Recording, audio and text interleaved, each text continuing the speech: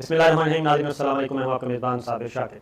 आज आपसे कुछ और ख़ित्ते की सूरत पर बात करते हैं। उसका ताल्लुक चाइना से है, पाकिस्तान से, अमेरिका से और इंडिया से। और आपको मालूम है कि जैसे जैसे सी पैक आगे बढ़ रहा है और चाइना और पाकिस्तान एक दूसरे के करीब और मज़ीद आगे की तरफ बढ़ रहे हैं, स्ट्रेटेजिक रिलेशंस, दिफाई ताउन हर तरह का, तो उसी के साथ साथ इसको सबोटाज करने के लिए भी उसी तरीके से बहुत तेज़ी से एक्टिव हो रहे हैं हमारे दुश्मनान। और दुश्मनान कौन है, कोई नाम लेने की ज़रूरत नहीं है, सब जानते हैं। तो दुश्मनान क्या कर रहे हैं जनाब? दुश्मनान एक तो प्रोपेगेंडा करते हैं, और प्रोपेगेंडा ऐसा करते हैं कि ये तासुर देने की कोशिश करते हैं कि जनाब जो सी पैक है और चाइना और पाकिस्तान के जो ताल्लुकात हैं वो जारहाना किस्म के हैं, उसमें जारहियत पसंदी है और उसको नाम देने की कोशिश करते हैं। फिर बराह रास्त जंग में, बराह रास्त लड़ाई में तो हम काबू आ नहीं रहे, ना चाइना काबू आ रहा है ना पाकिस्तान काबू आ रहा है। अब उसका तरीका क्या है? उसका तरीका है हाइब्रिड जंग और फिफ्थ जनरेशन जंग, और उसके ज़रिए फिर ये प्रॉक्सीज़ के ज़रिए पाकिस्तान को, चाइना को और सी पैक को टारगेट किया जाए। और ये बहुत अच्छे से ये कोशिश हो रही है, प्लान हो रहा है। फिर एग्रीमेंट्स भी हो रहे हैं। चाइना कह रहा हूँ, पाकिस्तान, अमेरिका और इंडिया के दरमियान बहुत सारा अहम दिफाई माहदे भी हो रहे हैं, और उसको काउंटर करने के लिए पाकिस्तान और चाइना भी कर रहे हैं। और पाकिस्तान और चाइना का जो अंडरस्टैंडिंग लेवल है वो ज़ाहिर है वो किसी भी दूसरे दो मुल्कों के मुकाबले में कहीं ज़्यादा बेहतर है। अमेरिका और इंडिया ये तो अभी नए नए पार्टनर बने हैं, और इंडिया ज़ाहिर जो इंडिया की सोच है अजीत डोवल और नरेंद्र मोदी और एक हिंदुत्व का, वो अपनी ख़ास एक तासुब से बाहर नहीं निकलते। इसलिए अमेरिका को इंडिया के साथ डील करने में ज़रा काफ़ी कुछ मुश्किलात का सामना करना पड़ेगा।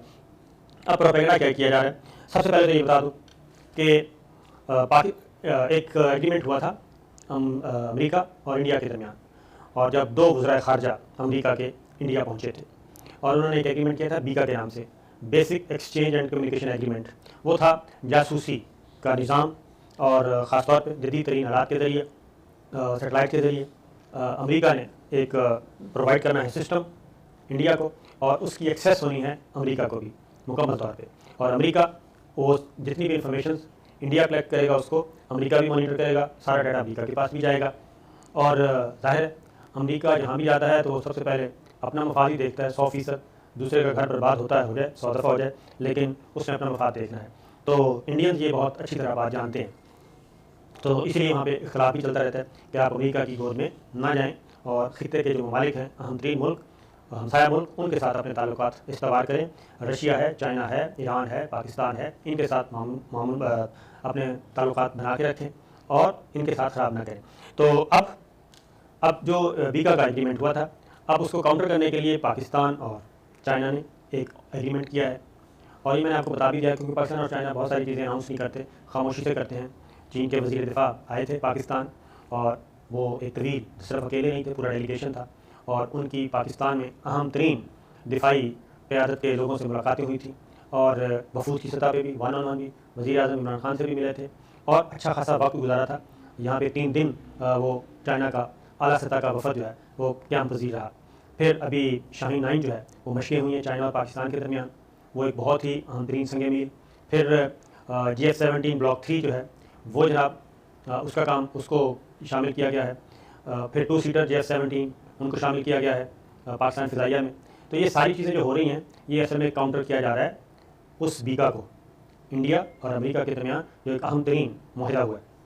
अब उसमें ये शुरू होगा जो है, यानी कि हमने तो इतना शुरू होगा नहीं किया पाकिस्तान की तरफ से, जो कुछ भी बीका में किया, और एक अहम तरीन 2 वज़रा आए अमेरिका के बड़े तगड़े, दिल्ली में आए और आके चले गए और मुआहदे करके चले गए। तो पाकिस्तान ने तो इतना शोर खराबा नहीं किया। जो कुछ ये किया जा रहा है, इंडियन मीडिया और इंडियन एस्टेब्लिशमेंट कर रही है। क्या कह रही है जनाब? वो कह रही है कि इंडिया के लिए ये एक तंबीह है कि चाइना ने, पाकिस्तान और चाइना ने जो बीका का मुआहदा था इंडिया और अमेरिका के दरमियान, उसको काउंटर करने के लिए चाइना और पाकिस्तान ने अपनी एक मिलिट्री इंटेलिजेंस डील की है, और ये मिलिट्री इंटेलिजेंस डील खालिसतन इंडिया को टीका लगाने के लिए है। और इसके बारे में उन्होंने खबरदार किया है, और उन्होंने इसको नाम दिया जनाब कि ये इंटेलिजेंस शेयरिंग पैक्ट है चाइना और पाकिस्तान के बारे में। और इसका जितना, और ये जो पैक्ट है, ये टोटल ये कंसर्न जितने भी रेज हुए थे बीका के वक्त, तो उसका काउंटर पाकिस्तान और चाइना ने ढूंढ लिया, और उन्होंने अपना एक अलग से मुआहदा कर लिया है। और ये मुआहदा जो है ये 100% जो इंडियन फोर्सेस हैं, लाइन ऑफ एक्चुअल कंट्रोल पे जो इंडिया की मूवमेंट है इंडियन फोर्सेस की, वो सारी की सारी शेयर की जाएंगी पाकिस्तान के साथ। और लाइन ऑफ कंट्रोल पे जितनी भी इंफॉर्मेशन हैं वो सारी की सारी शेयर की जाएंगी चाइना के साथ। तो यानी अगर, और फिर ये भी इसमें ये भी कहा जा रहा है कि ये बेसिकली चाइना और पाकिस्तान के दरमियान एक दिफाई माहिदा है, मुश्तरका दिफा का भी माहिदा, और एक मुल्क पे हमला दूसरे मुल्क पे हमला तस्वुर किया जाएगा, और लाइन ऑफ एक्चुअल कंट्रोल पे लड़ाई लाइन ऑफ कंट्रोल पे भी समझी जाएगी। तो ऐसा नहीं हो सकता कि लाइन ऑफ एक्चुअल कंट्रोल पे चाइना और इंडिया की आपस में कोई लड़ाई बड़ाई हो और लाइन ऑफ कंट्रोल पे पाकिस्तान की तरफ से गारंटी हो कि जी वो लाइन ऑफ कंट्रोल अबूर नहीं करेगा और वो मकबूजा कश्मीर वाली साइड पे इंडिया पे हमला नहीं करेगा। तो ये खतरे की घंटियाँ जो हैं ये बजना शुरू हो गई हैं जनाब दिल्ली के दीवानों में, अजीत डोल में भी, और ये वाशिंगटन तक ये बातें की जा रही हैं। और ख़ासतौर पे उसी ये पूरी जो स्टोरी है, पूरी रिपोर्ट है, ये इंडियन थिंक टैंक की जो रिपोर्ट हुई है, तो उसमें ये ख़ास तौर पे कहा जा रहा है जनाब कि ये दो जो चाइनीज़ डिफेंस मिनिस्टर और डेलीगेशन का वफद था, ये आर्मी चीफ जनरल कमर बाजवा से भी मिला था और मज़ीद भी अहम लोगों से मिला था, और फिर उसमें MOU साइन हुआ था। ये खबर हमने आपको बहुत पहले दी थी, जिसको अब Indian think tank, Indian establishment जो है वो उसको अपनी एक जायज़ा रिपोर्ट में पेश कर रहा है।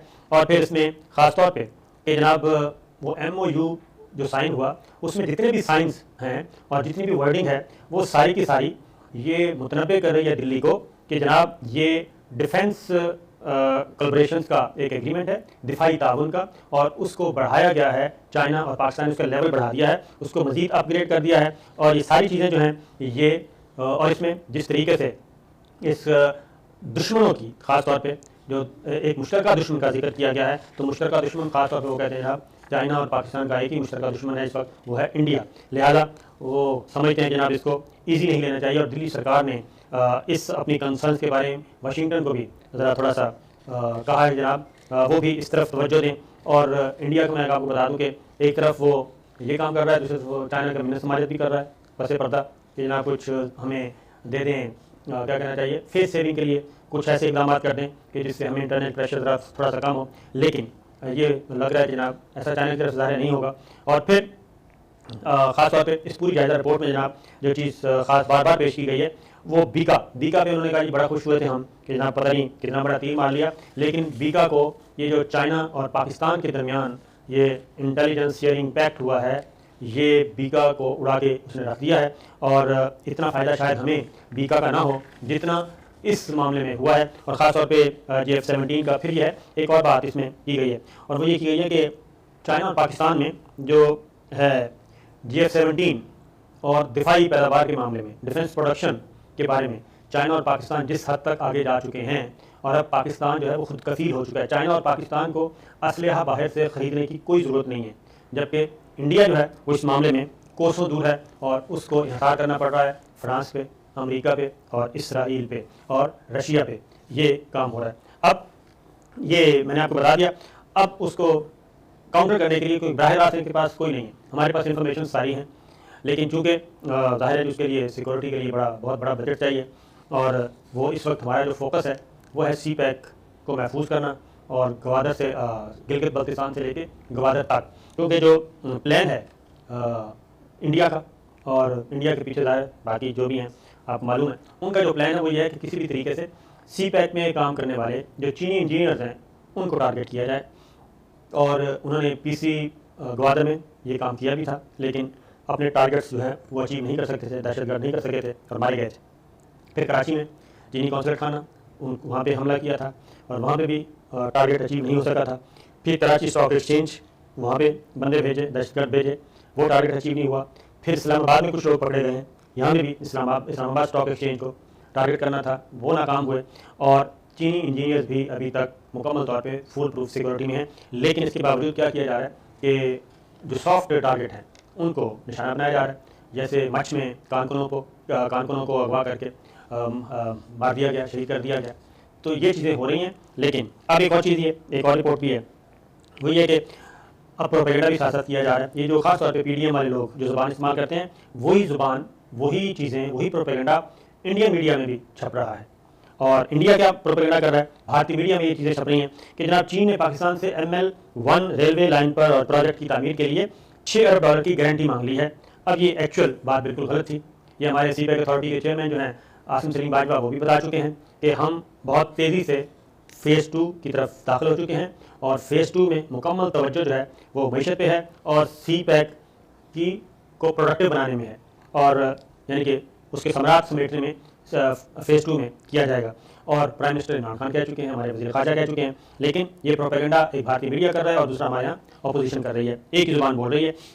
जबकि चीन के वज़ारत ख़ारजा के तर्जमान वो भी ऐसी तमाम चीज़ों की तरदीद कर रहे हैं और वो कह रहे हैं कि जनाब ऐसी खबरों में कोई सदाकत नहीं, बल्कि चीन की पाक चीन इक़्तिसादी राहदारी में इन्वेस्टमेंट में कमी नहीं बल्कि मज़ीद इजाफा हुआ है सरमायाकारी में।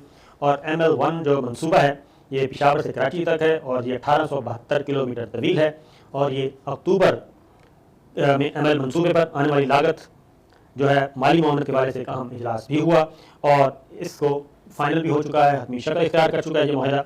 लेकिन असल मसला वही है कि ग्वादर को एक तो हिट करना है, वो उसमें कामयाब नहीं हो रहे, फिर हवाई अड्डे और बंदरगाहों के इर्द गिर्द हम जो बाढ़ लगा रहे हैं वो सारी की सारी चीज़ों को ये सब बर्दाश्त करना चाहते हैं। और हमारा जो एक ही 1 पॉइंट एजेंडा है वो यही है कि जनाब हमने सी पैक को और खा वो इक़्तिसाद वो बर्री रास्ता है या बहरी, इस रूट को हमें महफूज करना है और उसी को ख़ास तौर पे ये कर रहे हैं। लेकिन ग्वादर शहर को पे भी सिक्योरिटी बढ़ा दी गई है और ग्वादर शहर की सिक्योरिटी बढ़ रही है। उसको इंडियन मीडिया कैसे रिपोर्ट कर रहा है, वो ये कर रहा है कि जनाब उसको एक जेल में बदल दिया गया है। वो क्योंकि ज़ाहिर है जी जैसे जैसे सिक्योरिटी सख्त होगी तो दहशतगर्दों का दाखिला उतना ही मुश्किल हो जाएगा। तो ये प्रोपेगेंडा भी साथ साथ चल रहा है ताकि बलूचिस्तान में अनरेस्ट पैदा हो पब्लिक में, तो ये ऐसा है नहीं। फिर अगली बात वजह जो है वो है रूस और भारत के दरमियान जो दूरियाँ हैं वो बहुत हद तक, काफ़ी हद तक बल्कि ये फासले बढ़ चुके हैं और उन फासलों के बढ़ने की वजह एक ही है कि जो हम इंडिया है वो जनाब मगरब की तरफ देख रहा है मशरिक़ को छोड़कर, और अब वो मशरिक़ के बजाय उसका रुख अनवर मगरब और मगरबी ममालिक की तरफ हो गया है। वो जापान और अमेरिका और ऑस्ट्रेलिया वो उनकी तरफ देख रहा है कि शायद उनकी बदौलत इंडिया का जो अंदर से खोखलापन है वो ख़त्म हो सके, लेकिन ऐसा हो नहीं रहा। और ये क्यों नहीं हो रहा, इंशाल्लाह हम अगली किसी वीडियो में भी इस बारे में आपसे डिटेल डिस्कशन करेंगे। फिर वक्त इतना ही, इजाज़त दीजिए। अल्लाह।